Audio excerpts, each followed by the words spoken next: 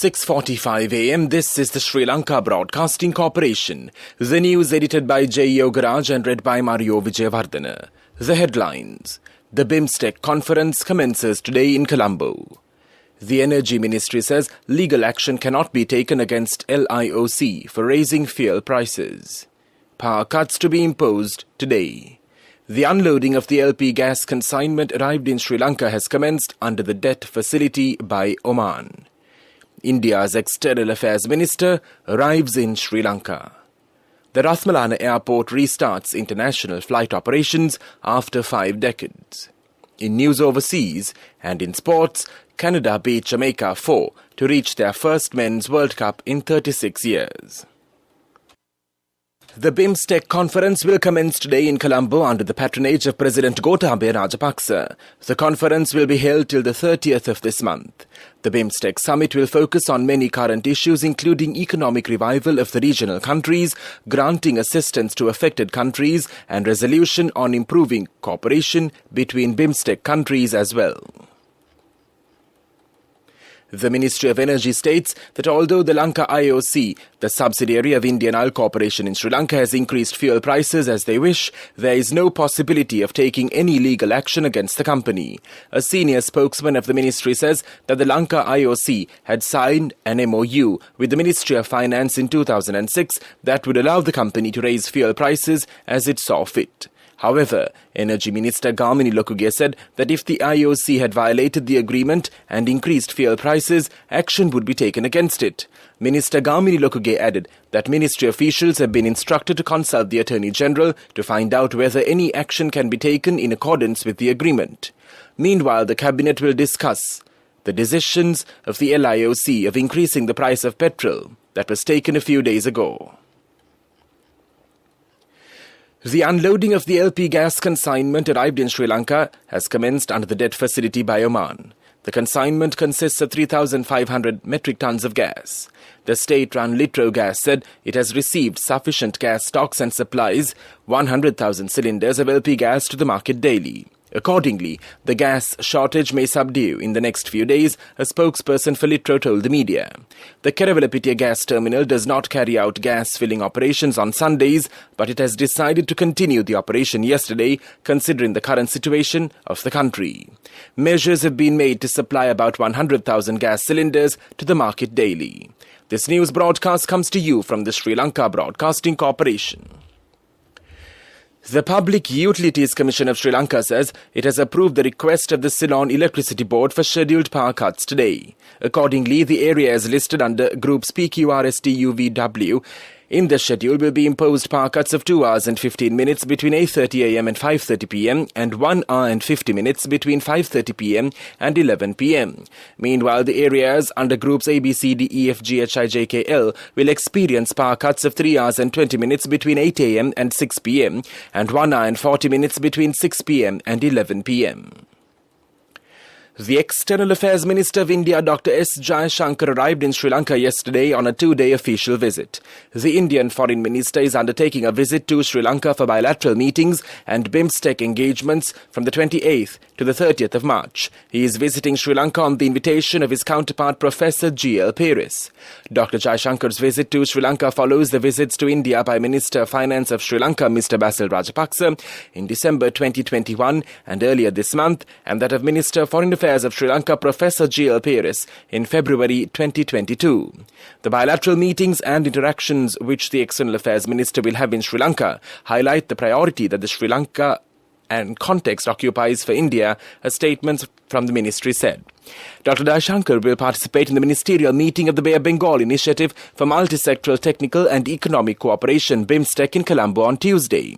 He will hold bilateral talks with Sri Lanka's top leadership. The Colombo International Airport, Rathmalana, marked a milestone event commencing scheduled international regional flight operations after 5 decades. In parallel to the commencement of flight operations, the new taxiway and overlaid apron was declared open at the Colombo International Airport, Rathmalana, to facilitate smooth flight operations. Island Aviation Services Limited, wholly owned by the government of Maldives. Maldivian National Airlines commenced international regional flight operations between its main hub at Velana International Airport and the Colombo International Airport in Rathmalana. The inaugural flight from Velana International Airport to Colombo International Airport, Rathmalana, DHB 300, a 50-seater aircraft, touched ground at 9 a.m. yesterday and was welcomed by a celebratory water cannon salute upon arrival, followed by an inaugural ceremony to welcome the dignitaries and guests. The VIPs present to greet the flight included Minister of Youth and Sports Namal Rajapaksa, State Minister of Regional Cooperation Tarak Balasuriya, the Ambassador of the Republic of Maldives to Sri Lanka Umar Abdul Razak, the State Minister of Aviation and Export Zones Development D.V. Chanaka, the Chairman AASL Major General Retired G.A. Chandrasiri, the Board of Directors and senior officials of the Airport and Aviation Services Sri Lanka Private Limited, and the officials of the Civil Aviation Authority of Sri Lanka. That's local news. The main news story is brought to you by Siddhaloka Vedamahatma. The External Affairs Minister of India, Dr. S. Jaishankar, arrived in Sri Lanka yesterday on a 2-day official visit. The Indian Foreign Minister is undertaking a visit to Sri Lanka for bilateral meetings and BIMSTEC engagements from the 28th to the 30th of March. He is visiting Sri Lanka on the invitation of his counterpart, Professor G.L. Paris. The main news story was brought to you by Siddhaloka Vedamahatma. Watch Life is brought to you by More prizes, more gains with CIB New Year offers. Valuable gifts for every bill. 20% discount for bank cards until 10th of April. Visit CIB today. Health authorities have requested the public to follow the health guidelines strictly as the coronavirus infections crossed the 300 mark for the last 14 days. Although it shows a drop, this cannot be taken easy, the health authorities warn. The Director General of Health Services, Dr. Aselu Gunawardena, said that it is a high risk for the public to get involved with large gatherings or get-togethers. Dr. Aselu Gunawardena also warned the general public of a possible spread of a new Omicron variant BA2. Therefore, he requests the general public to be alert and vigilant of these developments. He requests the public to refrain from travelling between the provinces. He points out that 250 to 350 coronavirus patients are still being reported daily in the country. Therefore, he emphasises that the pandemic can spread rapidly again if the public acts irresponsibly. More prizes, more gains with CIB New Year offers. Valuable gifts for every bill. 20% discount for bank cards until 10th of April. Visit CIB today. World News. Brought to you by courtesy of... No matter what anyone says, for your lease, visit the Leasing Mahagedara. People's Leasing, Friendly Leasing Mahagedara. More information from the nearest People's Leasing branch. People's Leasing, the trusted leader. In world news headlines, Shanghai COVID, China announces largest citywide lockdown. Ukraine war, medical students back in India are left in the lurch. China has announced its biggest citywide lockdown since the COVID outbreak began more than 2 years ago. The city of Shanghai will be locked down in 2 stages over 9 days, while authorities carry out COVID-19 testing. The important financial hub has battled a new wave of infections for nearly a month, although case numbers are not high by some international standards. Authorities had so far resisted locking down the city of some 25 million people to avoid destabilizing the economy.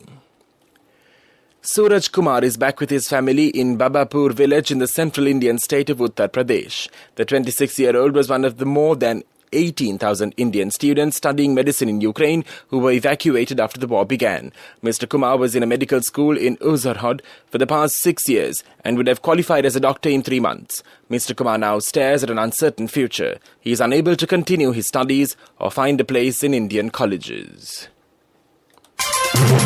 World News. Brought to you by courtesy of...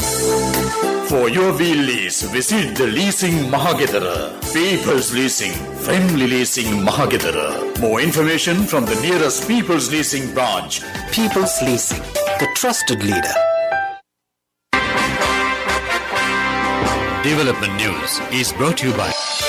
Let's take coal out of the coconut tree and make the island thriving and prosperous. Call our hotline 1928. WhatsApp 070 400 1928.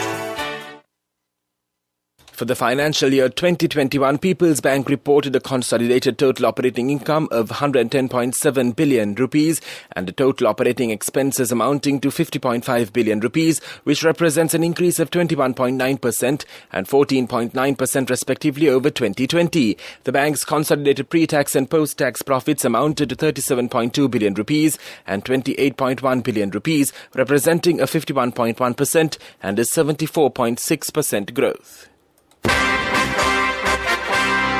Development News was brought to you by the coconut tree is well grown in almost all the parts of the island. It is an exceptional source of extra income. The shell, the husk and almost all the parts of the coconut tree makes you money, providing you with an excellent extra source of income. It will also help to nourish the economy of the country. You will be guided with all necessary informations regarding the coconut cultivation, with the novel cultivation techniques and all other related and upgraded informations by the Coconut Research Institute, Lunavilla. Call our hotline 1928. WhatsApp 070-400-1928. Sports News is brought to you by Sampath Bank, we present your future. In soccer news, victory in Toronto means Canada assured of finishing in one of the top three places in the final stage of the CONCACAF qualifying. Their last World Cup appearance came at Mexico in 1986, where they finished bottom of their group without scoring. Kyle Larin and Tajon Buchanan put Canada 2 up at half-time before Junior Hoyle and Adrian Mariappa's own goal sealed the victory. Cash through NSP globally and win wonderful gifts locally. From October 1st, 2021 to December 31st, 2022. Remit a minimum of $100 or an equivalent amount in any foreign currency 3 times through NSB U Trust. Business News, sponsored by National Savings Bank, the safest place for your money. Unilever Sri Lanka and its flagship brand Sunlight has entered a partnership with the Small Enterprises Development Division of the Ministry of Youth and Sports and the Singer Fashion Academy to help uplift the economic stability of small and medium enterprises in the garment sector through its Manudam Viyamana initiative. Business News, sponsored by Cash through NSP globally and win wonderful gifts locally. Will you be the lucky winner of the NSP Golden Jubilee? 50 gold sovereigns for the top prize winner of the NSP Golden Jubilee. Scooters for the 10 second prize winners. iPhones for the 10 third prize winners. Mountain bikes for the 29 fourth prize winners. From October 1st, 2021 to December 31st, 2022. Remit a minimum of $100 or an equivalent amount in any foreign currency 3 times through NSB U Trust. And now in economic news, technologies and know-how for climate-friendly energy supply made in Germany are in demand worldwide. A growing number of private and public sector organizations are recognizing the importance of renewable energies, energy efficiency as well as intelligent system solutions that not only reduce dependence on fossil resources and contribute to climate protection, but also help cut costs and strengthen competitiveness. In this capacity, the German Energy Solutions Initiative has a goal to encourage the use of sustainable energy solutions and improve industry cooperation between Germany and partner countries. That was economic news. The Weather Report.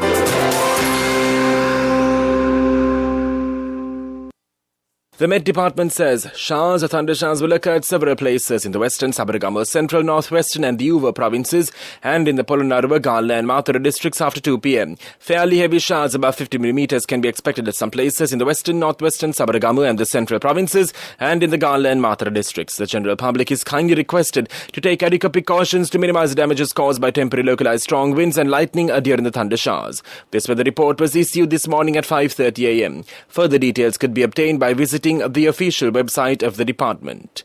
That was the weather report, and now the headlines of this news broadcast once again. The BIMSTEC conference commences today in Colombo. The Energy Ministry says legal action cannot be taken against LIOC for raising fuel prices. Power cuts to be imposed today.